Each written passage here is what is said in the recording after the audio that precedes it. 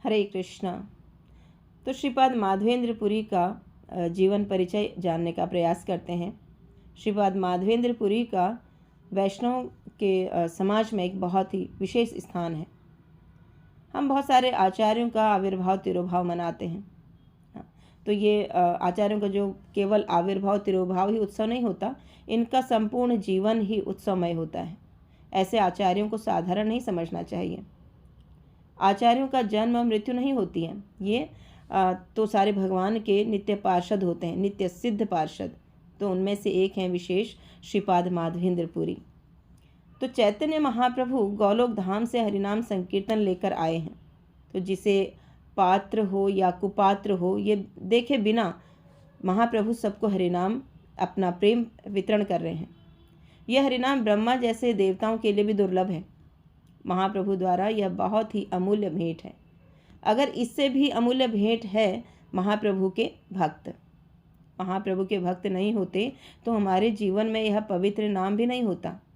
श्रील प्रभुपाद सर्वोच्च भेंट हैं हम जैसे पतित जीवों के लिए। प्रभुपाद की कृपा से ही आज पूरा विश्व हरिनाम गा रहा है।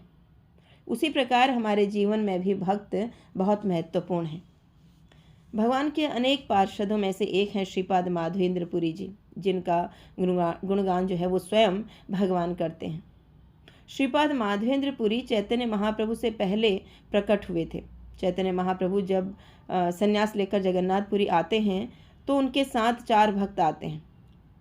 एक थे जगदानंद पंडित, दूसरे मुकुंद, तीसरे नित्यानंद प्रभु और चौथे हैं दामोदर पंडित। तो महाप्रभु संन्यास के बाद पहला प्रवचन देते हैं इन चारों को। तो माधवेंद्र पुरी जी का गुणगान करते हैं और कहते हैं, इनका जीवन चरित्र मैंने अपने आध्यात्मिक गुरु श्रीपाद ईश्वरपुरी से सुना है।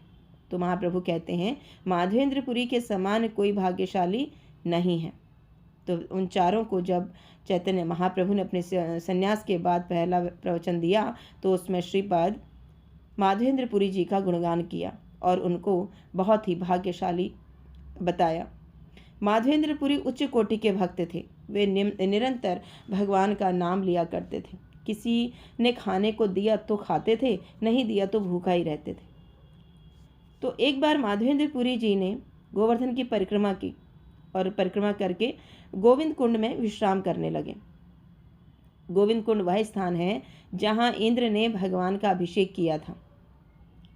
माधवेंद्र पुरी गोविंद कुंड पर बैठे थे, तभी एक बहुत ही सुंदर बालक वहां आया। उसके हाथ में एक लोटा था, दूध से भरा हुआ। वह लोटा माधवेंद्र पुरी की ओर बढ़ाते हुए बोला कि बाबा, आप भूखे हो, लो ये दूध पी लो। माधवेंद्र पुरी बोले, तुम्हें कैसे पता मैं भूखा हूँ?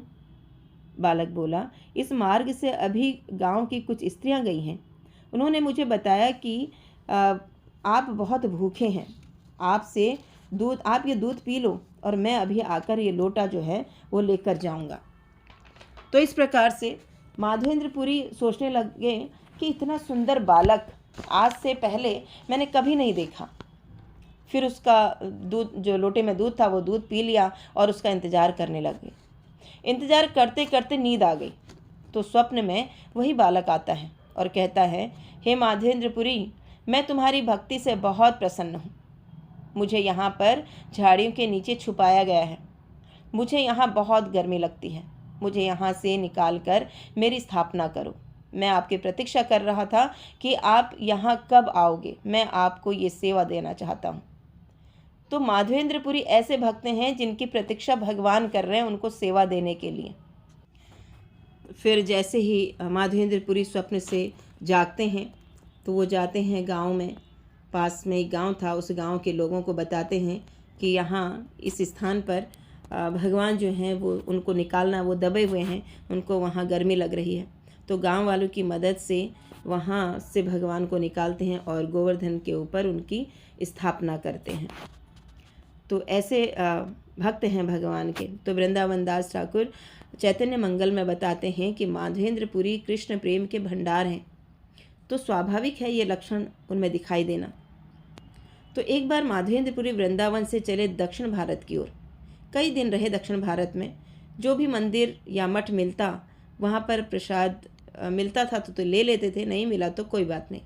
तो एक दिन चलते चलते पहुंच जाते हैं एक ऐसे स्थान पर जहां एक बहुत बड़ी इमारत थी। उस इमारत के पाँचवें छठे फ्लोर से एक व्यक्ति ने देखा कि एक साधु जा रहे हैं। तो वह आवाज़ देता है, स्वामी जी, आप कहाँ से आ रहे हैं? तब माधवेंद्रपुरी बोले, मैं वृंदावन से आ रहा हूँ। वह व्यक्ति मुस्कुराते हुए बोला, अच्छा, मैं भी मथुरा का रहने वाला हूँ। आइए स्वामी जी, आप ऊपर आइए, मेरे घर में भोजन प्रसाद पा लीजिए। तो माधवेंद्रपुरी उस व्यक्ति के घर जाते हैं और वह व्यक्ति माधवेंद्रपुरी का बहुत प्रसन्नता से अच्छे से स्वागत करता है और उनको भोजन प्रसाद पवाता है। तो वह व्यक्ति बोलता है कि मुझे आपको देखकर बहुत प्रसन्नता हो रही है। तो इस प्रकार से उस व्यक्ति ने माधवेंद्रपुरी की सेवा की। तो इससे पता चलता है कि यदि कोई व्यक्ति कृष्ण को समर्पित है तो भगवान श्री कृष्ण उसकी व्यवस्था स्वयं करते हैं। क्योंकि जो माधवेंद्रपुरी थे, निरंतर उनका जो नाम जप था वो चलता रहता था, निरंतर उनका जो चिंतन था वो चलता रहता था। जीवन की चाहे कोई भी परिस्थिति हो, उनका नाम, उनका भजन कभी रुका नहीं। तो चाहे उनको भोजन मिलता हो चाहे ना मिलता हो, लेकिन नाम के प्रति जो श्रद्धा थी, भगवान के प्रति जो प्रेम था, वो निरंतर उनके जीवन में चलता रहता था। तो ऐसे भगवान के भक्त हैं, ऐसे आचार्यों की परंपरा में हम जुड़े हुए हैं। तो हम बहुत सौभाग्यशाली हैं कि ऐसे आचार्यों की परंपरा में जुड़कर हम उनकी शिक्षाओं को अपने जीवन में अपना रहे हैं। हरे कृष्णा।